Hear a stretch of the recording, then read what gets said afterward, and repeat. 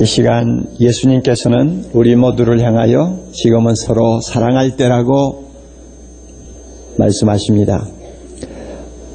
예수님의 이 음성을 한 분도 예외 없이 다 들을 수 있는 시간 되기를 바랍니다. 사랑이 얼마나 아름답고 강한 것입니까? 하도 들어서 이제는 웬만한 이야기 들어도 감동이 오지 않죠? 감동이 오든 오지 않든 사랑은 위대한 것입니다. 그리고 사랑은 강한 것입니다. 아름다운 것입니다. 에메트 팍스라고 하는 분이 이런 사랑의 위대함과 아름다움을 시적으로 잘 표현한 글을 제가 본 일이 있습니다. 충분한 사랑이 정복할 수 없는 어려움이란 없습니다. 충분한 사랑이 치료할 수 없는 병도 없고, 충분한 사랑이 열 수 없는 문도 없고, 충분한 사랑이 건널 수 없는 해협도 없고, 충분한 사랑이 무너뜨릴 수 없는 벽도 없고, 충분한 사랑이 뉘우치게 할 수 없는 죄도 없습니다. 근심의 뿌리가 얼마나 깊은지는 문제가 되지 않습니다. 앞날이 얼마나 절망적으로 보이는지도, 매듭이 얼마나 단단한지도, 저지른 실수가 얼마나 거대한지도 문제가 되지 않습니다. 충분한 사랑은 이것 모두를 녹여버릴 것입니다.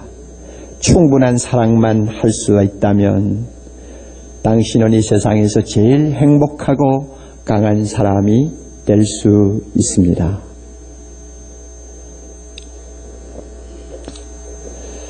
예수님이 왜 지금은 사랑할 때라고 말씀합니까? 왜 하필이면 지금입니까? 모 신문사에 주필이 쓴 글을 아마 여러분이 읽어보셨다고 생각합니다. 그분이 말한 것처럼 생활의 풍요가 주는 단맛을 이미 우리는 얼마 동안 경험을 다 했습니다. 쉽게 말하면 잘 사는 재미가 어떤 것인가 하는 것을 이미 우리는 다 맛을 보았다는 말입니다. 이렇게 단맛을 경험한 우리가 보릿고개로 다시 되돌아간다는 것, 기름 보일러를 연탄으로 되돌려 놓는다는 것, 이것은 고통 그 자체일 수가 있습니다. 이승은, 허현선 두 부부가 엄마 어렸을 적엔 하는 인형 작품을 전국적으로 전시하면서 수십만 명의 사람들을 감동시켰지 않습니까? 저는 가봐야지 하다가 한 번도 못 가고 말았어요. 그래서 시장에 가서 책을 샀죠. 사가지고 그 책을 이제 보면서 저 자신이 참 몇 번이나 눈시울이 뜨거워졌는지 모릅니다. 불과 40-50년 전에 직접 겪었던 모든 그 당시의 어려운 이야기들이 참 아름답게 표현이 되고 있는 것을 볼 때 마음에 뭔가 물큰하고 와서 닿는 것이 있었어요. 그런데 엄마 어렸을 적엔 그 고생하던 것, 우리가 달콤한 추억으로 되씹는 것은 낭만이겠죠. 그러나 다시 그 시대로 돌아가는 것은 낭만이 아니라 낭패라고밖에 볼 수가 없습니다. 쉬운 일이 아니죠. 이종택 씨라고 하는 동료 작가가 새 고무신이라고 하는 동요를 쓴 것이 있습니다. 옛날에 다 우리 고무신 신고 다녔잖아요. 예, 그걸 기억하시면 됩니다. 읍내장 십리길 솔갈비 한 짐 팔아 새 고무신 사고 맨발로 돌아가는 시골 사는 돌이, 돌다리 넘어서서 또 한 번 신어보고 저 고갯마루부터 정말 신고 가야지. 도리는 맨발, 타박타박 맨발. 무엇인지 여러분 아시겠죠? 고무신 샀잖아요. 너무너무 좋고 귀한 거예요. 새카만 고무신요. 아까워서 신을 수가 없는 거예요. 그래가지고 발에 맞나 하고 한번 딱 신어보고는 또 뭐가 때가 묻을까 싶어서 얼른 들어가지고 옷에다가 비벼가지고 두 손에 꼭 쥐고 지게 쥐고 지금 돌아가는 도리 한번 생각해 보세요. 그 당시에는 그런 행복을 가지고 살았어요. 그걸 고통이라고 여기지를 않고 고무신 하나를 새로 산 것이 마치 천하를 얻은 것처럼 행복해하는 그런 감동이 있었어요. 그러나 그 시대에 우리가 다시 돌아가라고 한다면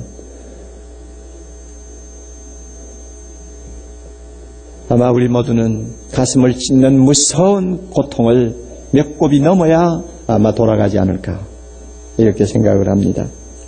삶이 주는 고통이 조여오는 환경에서 무엇이 가장 중요합니까? 무엇이 가장 아름다운 것입니까? 무엇이 가장 우리로 하여금 사람답게 만들 수 있는 것입니까? 예수님은 한마디로 말씀합니다. 서로 사랑하는 것이라고 합니다.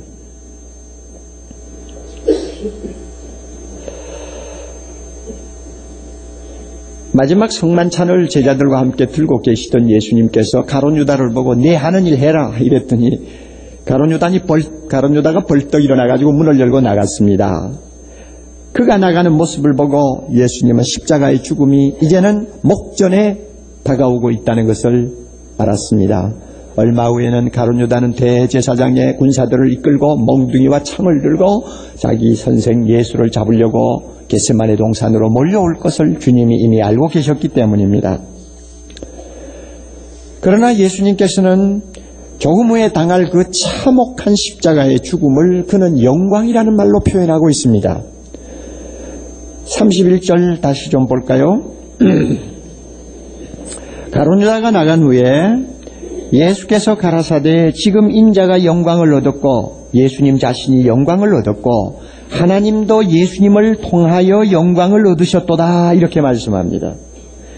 예수님도 영광을 얻었고 하나님도 영광을 얻었다는 것입니다. 왜 십자가를 지금 앞에 놓고 영광을 얻으셨다고 주님께서 말씀하시는가? 여기에 대한 해석이 17장 4절에 나옵니다. 여러분 17장 4절 잠깐 넘어가 보세요. 4절입니다. 아버지께서 내게 하라고 주신 일을 내가 이루어 다 같이 아버지를 이 세상에서 영화롭게 하였사오며 그렇죠? 예수님은 이 세상에 오셔서 하나님의 뜻을 이루시기를 원했습니다. 하나님의 뜻은 뭡니까? 이 죄와 죽음의 속박에서 세상을 구원해서 영생을 주는 것입니다. 영원히 사는 생명을 주는 것입니다. 몸은 무덤으로 갈 수 있을지 모르지만 몸은 병으로 쓰러질 수 있을지 모르지만 영혼은 하나님과 영원히 살 수 있는 축복을 안겨주시는 것이 하나님의 뜻이었어요. 이 뜻을 이루기 위해서 자기 아들 예수님을 세상에 보냈습니다. 보내시면서 말씀하셨어요. 너는 가서 이 세상 사람들의 죄를 지고 십자가에 죽어야 된다. 예수님은 그 일을 위해 세상에 오셨습니다. 드디어 그 십자가를 져야 할 순간이 다가옵니다. 이 십자가를 지고 나면 온 세상이 하나님 앞에 구원받을 수 있는 길이 활짝 열립니다. 하나님의 뜻이 완성된 것입니다. 그러므로 누가 영광 받으십니까? 하나님이 영광 받으시오. 누가 하나님을 영화롭게 했습니까? 예수님이 십자가의 죽음을 통해 하나님을 영화롭게 한 것입니다. 하나님을 기쁘게 한 것입니다. 이렇게 예수님이 하나님을 기쁘게 하자 하나님은 또 어떻게 하셨습니까? 예수님을 죽음에서 일으켰습니다. 부활시켰습니다. 죄와 사망의 권세를 두 발로 짓밟고 이 세상의 모든 인류를 구원할 수 있는 영원한 구원자로 하나님이 우뚝 높이 세웠습니다. 그 이름 앞에 온 천하가 무릎을 꿇고 고백하게 만들었어요. 주는 나의 하나님입니다. 그리고 예수님을 하나님의 오른편에 앉혔습니다. 자, 여러분, 하나님이 누구를 영화롭게 했습니까? 예수님을 영화롭게 했습니다. 아시겠어요? 예수님은 순종함으로 하나님을 영화롭게 했고 하나님은 예수님을 높이 들어 세우심으로 그를 영화롭게 했습니다. 그러므로 십자가의 죽음은 부들부들 떨면서 억지로 끌려갈 비참한 처형장이 아니라 하나님의 이름을 영화롭게 하는 계시적 사건이요, 예수 그리스도의 이름을 영화롭게 하는 계시적 사건이었습니다. 예수님께서 이 말씀을 하시는 거예요. 십자가의 죽음을 피부로 느끼는 긴장된 순간 예수님이 제일 먼저 앞에 있는 제자들에게 하신 말씀이 바로 너희는 서로 사랑하라 하는 것이었습니다. 사랑하라는 이 사랑하라는 말은 요한복음에서 56번 정도 나옵니다. 그런데 56번 가운데서 44번이 어디에서 나오느냐 하면은 예수님이 마지막으로 제자들에게 고별 설교하시는 13장에서 21장 사이에 전부 다 나와요. 그러므로 예수님께서 마지막 떠나시기 전에 그의 제자들을 앞에 앉혀놓고 하고 싶은 많은 말씀 가운데 가장 키워드가 뭐냐 하면, 가장 핵심되는 말이 뭐냐 하면 사랑하라였습니다. 그러므로 이 사랑하라는 말을 여러 번 반복하는 것입니다.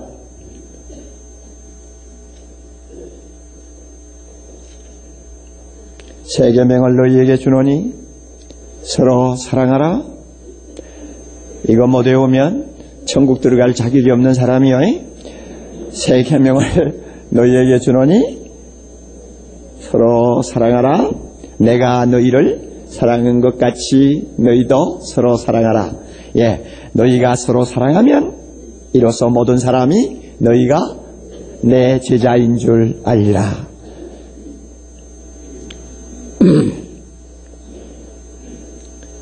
예수님이 이와 같이 마지막 떠나는 장면에서 서로 사랑하라고 제자들에게 당부하실 때는 그만한 이유가 있었습니다. 우리가 잘 아는 바와 같이 이 제자들은 예수님이 메시아인 줄 믿고 내보란 뜻이 3년을 따라다니지 않았습니까? 그런데 갑자기 그 예수님이 너무 맥없이 처참하게 십자가에서 처형되는 것을 보는 순간 그들의 꿈은 산산이 깨어지고 말 것입니다. 이제 조금 후에 그와 같은 절망적인 상황이 지금 다가오고 있습니다. 얼마나 충격이 크겠습니까? 그들의 믿음도 파산하고 인격도 파산하고 꿈도 파산하고 말았습니다. 그들이 겪는 허탈감과 좌절과 공포가 어느 정도였는지 우리가 상상하기 어려운 수준이 아닌가 생각합니다. 더욱이 제자들 중에 그래도 내로라 하던 베드로마저 공공연히 예수님을 3번이나 모른다고 부인을 해버렸으니 그 꼴이 뭡니까? 그러니 제자들이 서로를 쳐다보면서 신뢰할 수 없다는 생각을 하게 됩니다. 급하면 스승도 저버릴 수 있고 믿음도 다 팽개칠 수 있는 초라한 자기들의 모습을 서로 바라보면서 그야말로 그들에게 남아있는 것이라는 것은 좌절, 실망, 절망밖에 없었어요. 그런 상황이 이제 눈앞에 다가오는 것입니다. 이런 위기에서, 이런 정신적인 위기, 영적인 위기, 모든 위기의 총체라고 할 수 있는 이 상황을 만났을 때 그들로 하여금 꿋꿋하게 버틸 수 있게 하는 것이 뭐냐? 그들을 하나로 묶을 수 있는 끈이 있다면 그것이 뭐냐? 돈이냐? 아니다. 명예냐? 아니다. 그러면 뭐냐? 사랑이다 하는 것입니다. 예수님의 대답이 바로 그거예요. 사랑이 아니면 제자들이 살아남을 수가 없는 상황이 지금 눈앞에 다가오고 있는 것입니다. 그래서 여러 번 사랑하라고 반복하는 것입니다. 사랑만이 우리를 붙들어주고 다시 일으켜 세울 수 있는 상황이 우리 목전에도 다가오고 있지 않습니까? 왜 다가오고 있는지 우리는 이미 알고 있지 않습니까?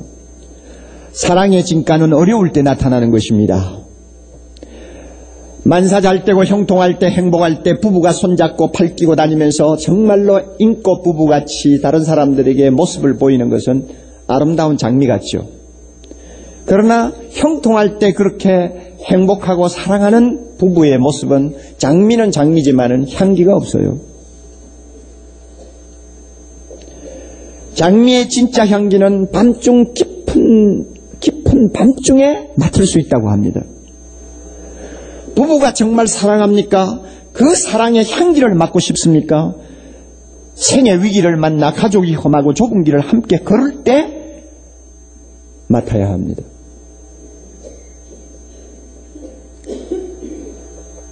우리 주변을 보세요. 벌써부터 난리들입니다. 난리요 난리. 그렇게 잘 살 때는 머리가 하얀 흰 팥뿌리가 앉을 때까지 당신과 나는 헤어질 수 없어 하던 사람들이 조금 생활이 어려워지고 남편이 직장에서 쫓겨나고 여자 눈에 남편이 너무 무력한 사람으로 보이기 시작하니까 금이 가고 나중에는 티격태격하고 나중에는 별거하고 싸우고 갈라서고 하지 않아요. 왜 그러느냐? 그동안의 사랑은 가짜였다는 이야기입니다. 지금이야말로 우리가 진짜 사랑을 할 때가 되었다고 저는 생각합니다. 네.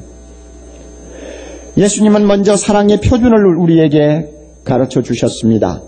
내가 너희를 사랑한 것 같이 사랑해라. 표준입니다. 하나님이 우리를 사랑하셨습니다. 어떻게 사랑했습니까? 무조건적으로 사랑하셨어요. 조건이 없이 사랑했어요. 잘 살 때만 사랑하고 못 살 때는 사랑하지 않는다 아니고 못 살 때나 잘 살 때나 병들었을 때나 건강할 때나 무조건 사랑하시는 것이 하나님의 사랑이요. 희생적인 사랑입니다. 변함없는 사랑입니다. 한 번 사랑하고 끝나는 사랑도 아니요. 한 번 사랑했다 하고 마음을 주었으면 끝까지 변함없이 사랑해 주시는 것이 하나님의 사랑 아닙니까? 이 사랑의 표준에 맞추어서 서로 사랑하라고 하는 거예요. 우리가 이런 이야기를 듣다가 보면 정말 사랑할 자신감을 잊어버립니다. 저나 여러분이나 똑같아요. 세상에 솔직히 이야기합시다. 목사 입장에서도 솔직히 말하는데 사랑한다는 것만큼 어려운 게 없어요. 쉬운 사람 한번 손 들어봐요. 아무도 없을 거예요. 미워하지 말라는 말은 쉬워요. 나는 그거는 얼마든지 실천할 수 있어요. 안 미워해요. 아무도. 예, 아무도 안 미워해요. 그러나 사랑하라는 그 말만큼 어렵고 부담스러운 말이 없어요. 목사 같으면 절로 될 것 같지 않습니까? 안 돼요, 안 돼. 왜냐하면 표준이 누가 우리를 사랑한 것처럼입니까? 하나님이 예수님이 우리를 사랑한 것처럼 사랑하라고 하니까 그게 쉬운 일입니까? 그러니 사랑하라는 말만 들으면 기가 질려버리고요. 어려우니까 포기해버립니다. 자, 그러면 어떻게 하나요? 심각한 문제가 뒤따라옵니다. 어렵다고 포기해버려? 뭐 날마다 교회에서 하는 소리, 그 사랑 뭐 그거 다 하는 소리 아니냐? 인간인데 마음은 원이로 돼. 육신도 약하고 손발도 약하고 입도 약하고 다 약한데 뭐 어떻게 하냐? 뭐 이렇게 하고 지나가면 끝나죠. 그러나 사랑을 실천하지 아니하면 아주 심각한 문제가 우리를 찾아옵니다. 그게 뭔지 압니까? 예수님을 알 수 없게 됩니다. 카렐이라고 하는 분이 이런 말을 했어요. 하나님은 이해할 줄 아는 사람보다는 사랑할 줄 아는 사람에게 그의 참모습을 드러내신다. 다시 한번 잘 들으세요. 하나님은 누구에게 자기 참모습을 계시하시느냐, 드러내시느냐.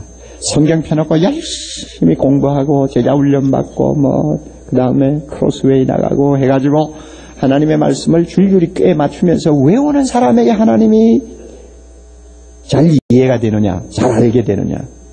아니라는 말이에요. 그런 사람도 하나님을 좀 알 수는 있지만 진짜 하나님의 참모습을 이해하는 사람은 누구냐? 사랑할 때 사랑하는 사람이다. 하나님처럼 사랑해 보려고 할 때 그 사람에게 하나님은 자기 모습을 보여준다고 합니다. 그러므로 사랑은 어렵다. 하나님처럼 우리 인간이 어떻게 사랑하냐 하고 사랑을 포기하면 우리는 예수님을 알지 못하는 사람이 됩니다. 머리로는 알 수 있을지 모르지만 마음으로 예수님을 알 수 없게 됩니다. 말로는 예수님을 안다고 할지 모르지만 우리의 모습은 예수님을 닮아갈 수가 없습니다. 주님이 뭐라고 하십니까? 너희가 서로 사랑하면 이로써 모든 사람이 너희가 누구인 줄 알리라? 내 제자인 줄 알리라. 제자는 선생을 알아야 합니다. 제자는 선생을 닮아야 합니다. 제자는 선생을 분명히 이해할 수 있어야 합니다. 이해하려면 어떻게 이해해야 합니까? 예수님처럼 사랑을 해봐야 이해할 것이고 사랑을 해봐야 예수님을 닮을 거 아니에요. 그런데 사랑을 실천하지 않아 어떤 변명을 늘어놓든지 간에 실천을 하지 않으면 그는 예수의 제자가 될 수 없는 사람입니다. 그러므로 우리는 순종해야 합니다. 예수님이 우리를 사랑하신 것처럼 이 표준에 맞추어서 우리 서로 사랑할 때가 되었다고 생각합니다. 다음으로 예수님은 사랑의 대상을 정해주셨어요. 누구를 사랑할 것이냐? 서로 사랑하라고 합니다. 서로가 누굽니까? 제자들끼리죠. 가룟 유다 빼놓고 제자들끼리죠. 제자들끼리 사랑하라고 하는 것입니다. 뭐 거창한 인류를 사랑하라는 말씀하시지 않아요. 우리에게도 마찬가지입니다. 주님이 서로 사랑하라 할 때 서로가 누굽니까? 내 아내요, 내 남편이요, 내 자식들이요. 서로가 누굽니까? 함께 예배드리는 옆에 있는 사랑하는 믿음의 형제 자매들입니다. 멀리 있는 사람 이야기할 필요가 없어요. 알지도 못하는 사람 마음에 두고 뭐 사랑의 문제를 가지고 고민할 거 없어요. C.S. 루이스가 한 말이 맞습니다. 남자나 여자로서의 개개인을 사랑하는 것보다도 인류를 사랑한다고 하는 거창한 타이틀을 들고 나오는 사람들은 대개가 한 사람도 사랑하지 않는 사람이다 그랬어요. 맞아요. 사랑은 가까운 데 있는 사람을 하는 거예요.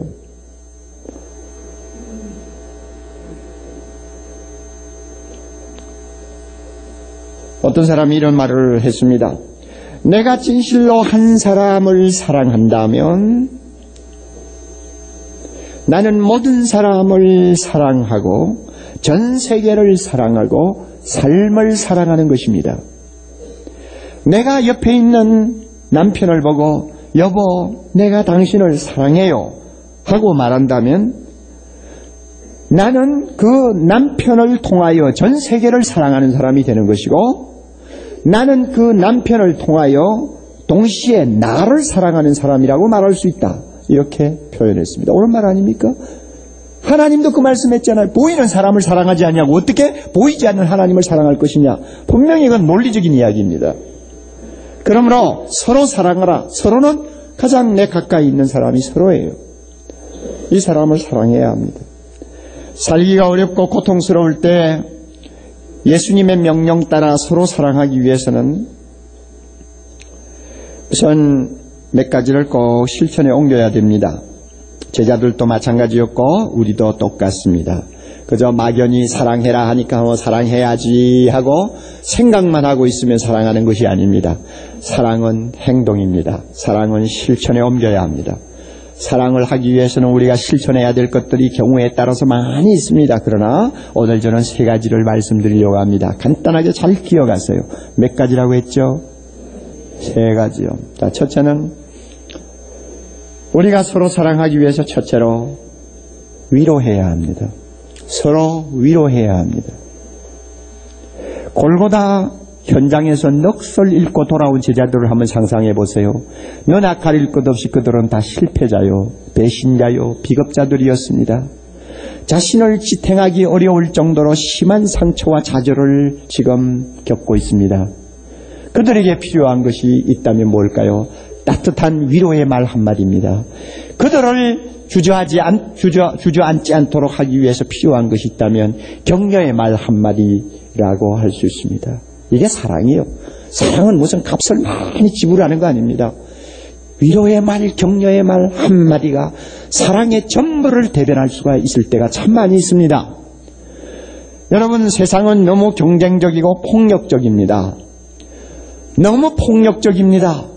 직장에서 돌아오는 남편을 한번 보세요. 하루 종일 실컷 두들겨 맞고 들어오는 사람같이 보일 때가 있지 않습니까? 너를 죽이지 아니하면 내가 죽는다. 내가 죽지 아니하면 내가 죽으면 너가 산다. 너무나 무서운 생존 경쟁 사회에서 네가 없으면 내가 뒤지고 내가 없으면 너가 뒤진다는 이런 절박한 경쟁의식 속에서 하루 종일 뛰고 살다가 보면 무서운 이 정신적인 폭력 때문에 온몸이 주눅이 들어서 가정으로 돌아오는 것이 일반적인 상황입니다. 그래서 감정의 날이 시퍼렇게 서 있을 때가 많이 있어요. 상처도 많이 입고 들어옵니다. 너무 고독합니다.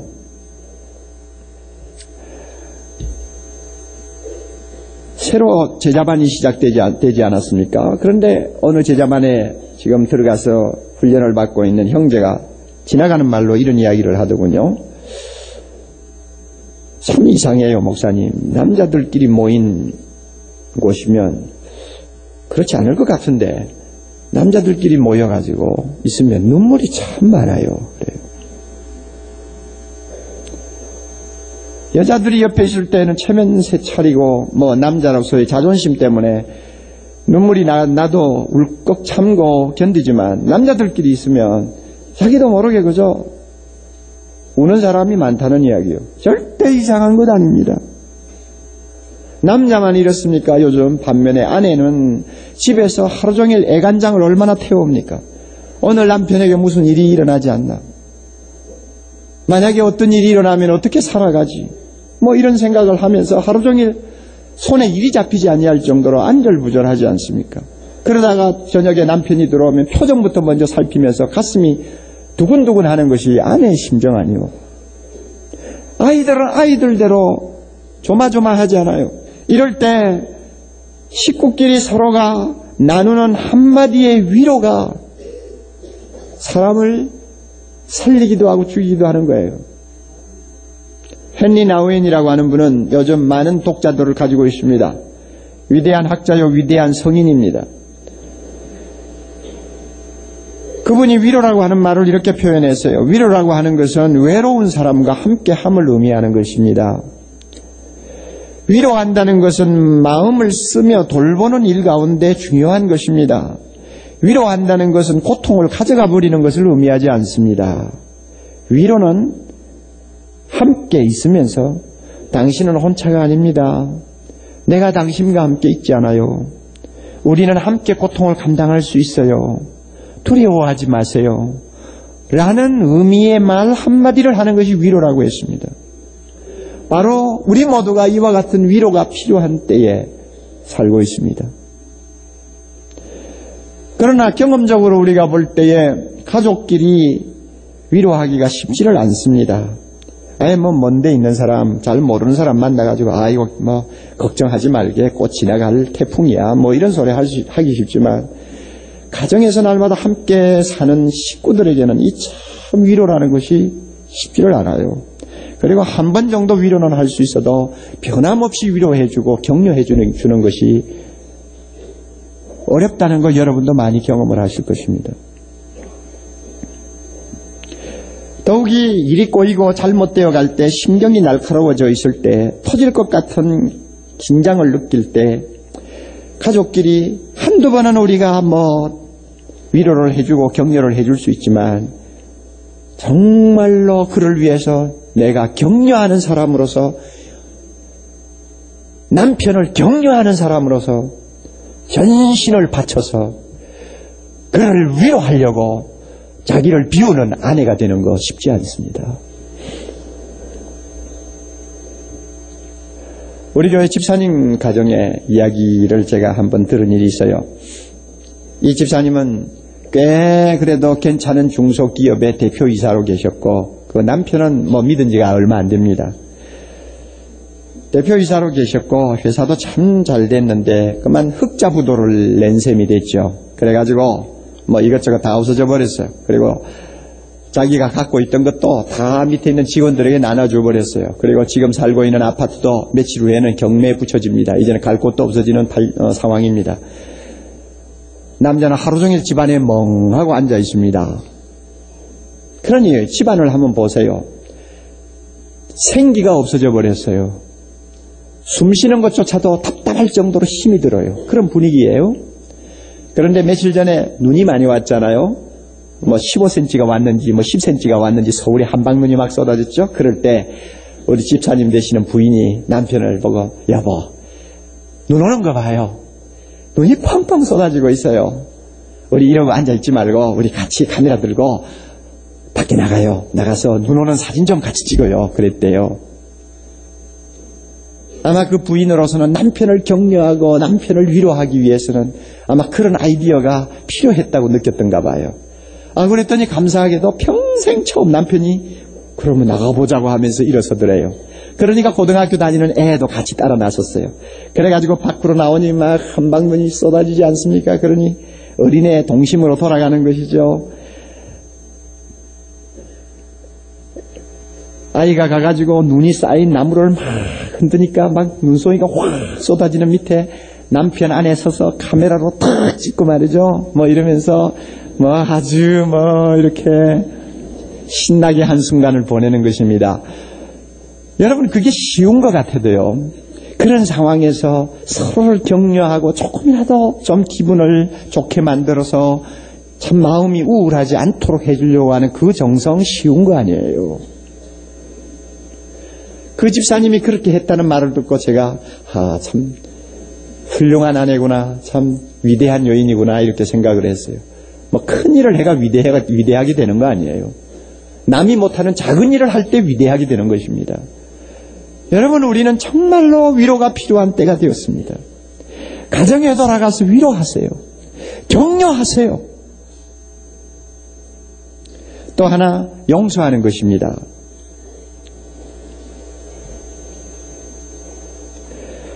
여러분 한번 제자들의 입장을 상상해 보세요. 이제 예수님이 처형당하고 뭐 그냥 누가 또 자기들을 붙들지 않을까 해가지고 줄다름을 쳐서 다락방에 와가지고 문 딱 닫아 걸고 지금 11명이 지금 들어앉았습니다. 여러분 이럴 때 한번 생각해 보세요. 마태가 갑자기 베드로를 보고 당신 우리 제자의 수제자가 아닌가? 그런데 어떻게 사람들 앞에서 3번이나 주님을 그렇게 부인하고 우리를 망신시킬 수 있느냐? 하고 막 대들 수 있지 않겠어요? 또 다른 제자는 요한을 보고 자네는 말이야 예수님이 십자가에 못 박힐 때 바로 옆에까지 가 서 있었지 않냐? 너 거기 가서 뭘 하고 있었니? 너 대제사장을 좀 안다면서 아니 좀 그런 일이 일어나지 않도록 좀 옆에서 너 좀 일을 좀 할 수 있었지 않았냐? 뭐 하고 여러분 서로 탓을 하고 불평하고 막 화를 낸다고 한번 생각을 해보세요. 또 안드레는 누구를 보고 내가 지금부터 예수 따라 나서겠다고 금을 버리고 쫓아가지 않았으면 나도 안 따라갔어. 지금도 나는 갈릴리에서 고기 잘 잡고 나 이런 꼴을 안 당했을 거야. 괜히 네가 흥분해가지고 나서는 통에 내가 오늘 이 꼴이 됐지 않냐.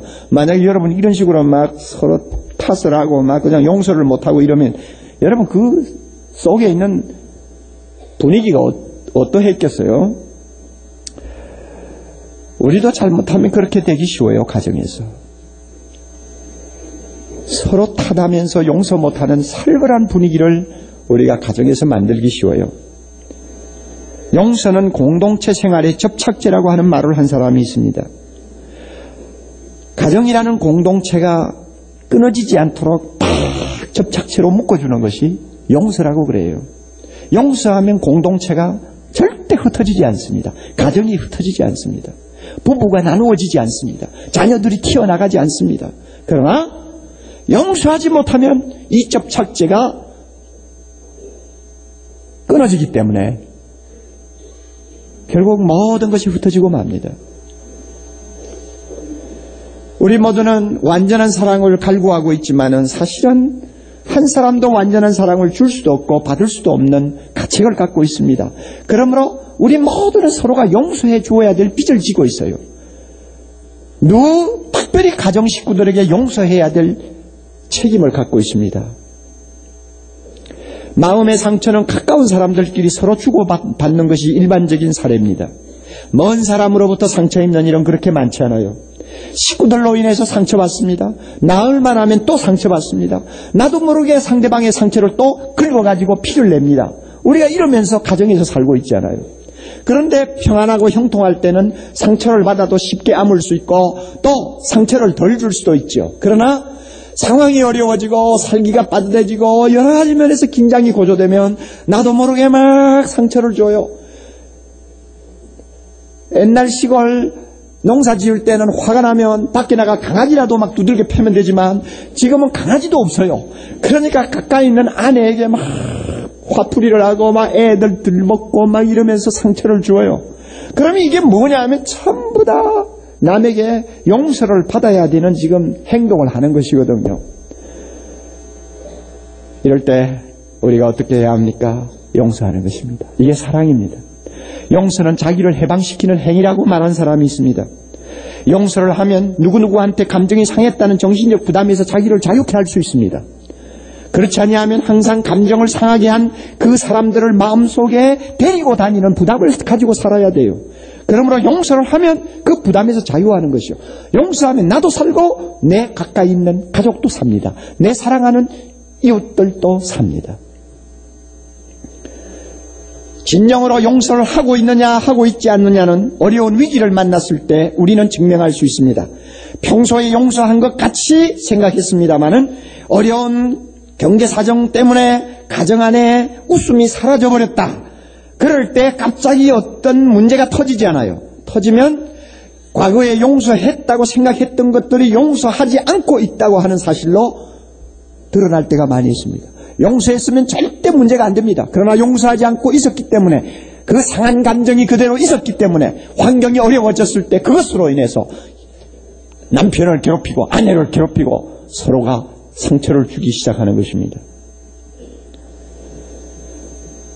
여러분 많은 가정을 보세요. 경제적인 위기를 만나 깨어지는 것이 진짜 돈 문제입니까? 돈 문제입니까? 진짜? 돈 문제가 아니에요. 평소에 용서한 줄 알았는데 사실 보니까 용서하지 않고 있는 마음의 응어리 때문에 가정이 다 깨지는 것이고 가정이 상처투성이가 되는 것입니다. 용서하세요. 용서하세요. 못난 남편도 용서하세요. 무능한 남편도 용서하세요. 평소에 돈 잘 벌어줄 때 흥청망청 쓰고 저축해놓은 것 별로 없는 아내도 용서하세요. 다 용서하세요. 용서하고 서로 끌어안을 때 비로소 우리는 이 어려운 위기에 함께 웃으면서 밝은 얼굴로 매일매일 대처해 나갈 수가 있습니다. 이게 사랑입니다.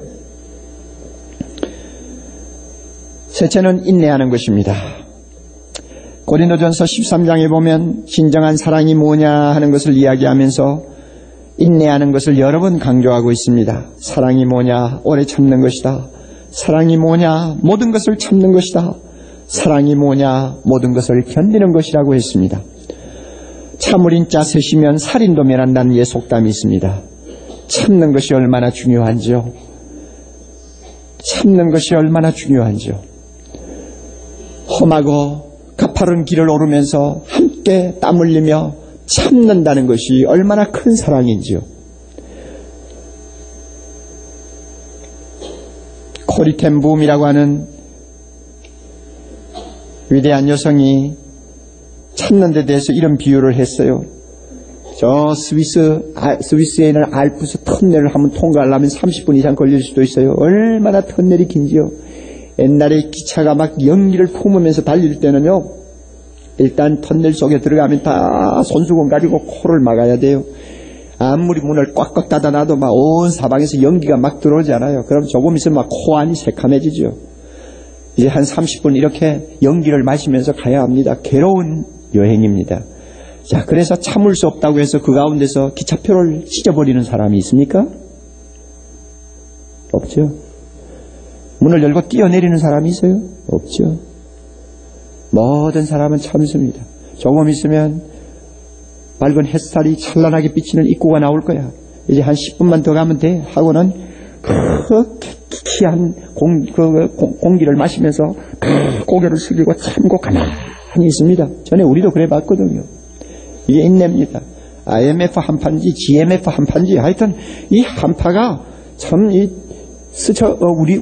우리나라를 이렇게 스쳐 지나갈 때 한동안 이제 우리가 추위도 참아야 되고 좀 덜 먹고 참아야 되고 쓰고 싶은 것도 절제하고 참아야 되고 여러 가지 불편한 것도 참아야 되고 참아주어야 됩니다.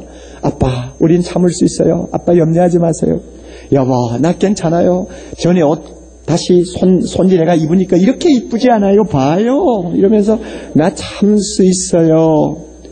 아빠 뭐 직장 못 가는 거 너무 하지 마세요. 한 2달 푹 쉬세요. 그 다음에 기도한 다음에 하나님이 하라고 하는 건 무엇이든지 한번 해보자고요. 뭐 기껏 해봐야 한 2년 하면 되지 않겠어요?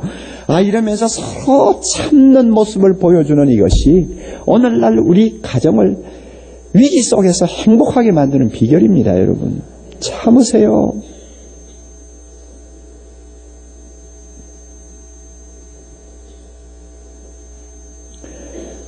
세 가지를 말씀드렸습니다. 위로하세요. 용서하세요. 참으세요. 이 세 가지를 한두 번만 실천하지 말고 계속 한평생을 실천하세요. 식구끼리 나누는 사랑은 끝까지 가는 사랑이어야 합니다. 무조건적인 사랑이어야 합니다. 그렇기 때문에 사실은 은혜 없이는 안 되는 사랑입니다. 은혜를 받아야만이 합니다. 그래서 은혜 받고 하는 사랑이라고 해서 새 계명이라고 말씀합니다. 서로 사랑하라고 하는 것은 구약에도 있는 옛 계명입니다. 그럼에도 불구하고 주님께서 새 계명이라고 이름 붙인 이유는 은혜 받아야 하는 사랑이라는 말입니다. 십자가 앞에서 은혜 받으면 서로 사랑할 수 있습니다. 예수님이 우리를 사랑하신 그 사랑을 묵상하면서 감격하는 사람은 서로 사랑할 수 있습니다. 은혜 받고 하는 사랑, 이것이 새 계명입니다. 여러분, 이왕 사랑해야 된다면 흠뻑 젖을 때까지 합시다. 적당히 사랑하지 맙시다. 잠깐 사랑하다가 중단하지 맙시다. 그저 흠뻑 젖어가지고 그냥 온 집안이 사랑의 홍수가 나가지고 전부 다 막 떠내려갈 정도로 하면 실컷 사랑해보자고. 작은 정원을, 조그마한 정원을 갖고 있는 어느 사람의 이야기를 내가 본 일이 있어요. 그 정원을 가지고 있는 분이 그 아침마다 나가서는 그 나무가 몇 그루 있는데 참 물을 주는 재미를 가지고 있었나 봐요. 아침에도 물 주고 저녁에도 물 주고 그러는데 이 나무가 자꾸 시들시들하고 생기가 없어집니다. 고민하다가 자기 회사에 있는 나무에 관한 도사라고 하는 사람을 만나가지고 우리 집에 와서 좀 봐달라고 그랬다죠. 그 사람이 와가지고 이것저것 살폈습니다. 자, 무엇이 문제냐? 그 사람이 결국 내린 진단이 이것입니다. 땅이 천박해서 그런 것도 아니고 뭐 병이 든 것도 아니고 그럼 뭐냐? 물을 너무 적게 줘서 그렇다 그래요. 아니 무슨 소리 하냐? 아침에도 물 주고 저녁에도 물 주는데. 아니에요. 당신 물을 그렇게 아침에도 주고 저녁에도 주지만은 적게 주니까 나무가 더 갈급증이 나가지고 죽어가는 거예요. 양을 마음껏 주지 아니하면 나무가 오히려 물을 줌으로써 더 나무는 병이 들어요. 물을 대충 주면 안 됩니다. 큰 나무는 물이 뿌리 깊이까지 푹 스며들도록 잔뜩 부어줘야 합니다. 그래야만 이 나무는 갈증을 안 느끼지. 뭐 잎사귀에 가서 호수 가지고 일해주고 가고 말이죠. 이러면은 이 뿌리가 갈증이 나가지고 못 견뎌요. 그래가지고 나무가 더 시들시들해지는 것입니다. 흠뻑 주세요. 흠뻑. 나무만 그렇습니까? 사람도 그러지 않아요. 사랑해요 하고 간지러주고 나면 여러분 마음은 지금 비어있는데 날마다 간지럼만 주면 되겠어요? 그냥 사랑이 속에서부터 그냥 물씬물씬하게 막 품어 나오도록 나중에는 아이고 그만 사랑해요 나 못 살겠어요 할 정도라고 그냥 마음껏 사랑해 주라고 말이에요.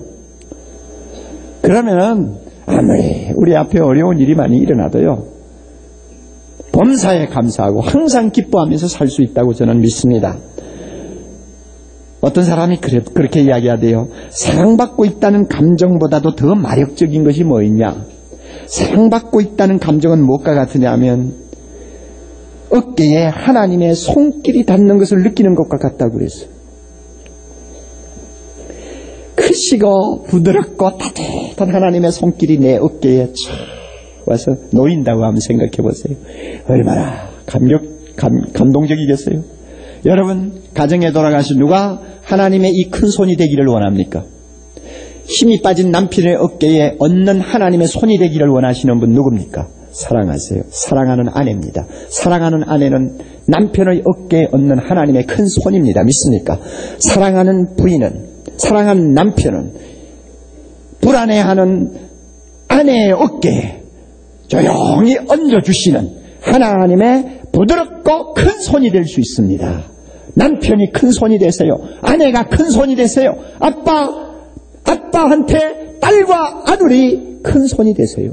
그러면 아무리 어려운 고통이 가정을 향하여 물밀듯이 달려와도 우리는 주 안에서 승리할 수 있습니다. 우리 모두 주 안에서 행복할 수 있습니다. 우리 모두 주 안에서 건강할 수 있습니다. 하나님이 주시는 이 사랑의 은혜를 우리가 놓치지 않도록 실천하시기를 바랍니다. 다 같이 기도하십시다.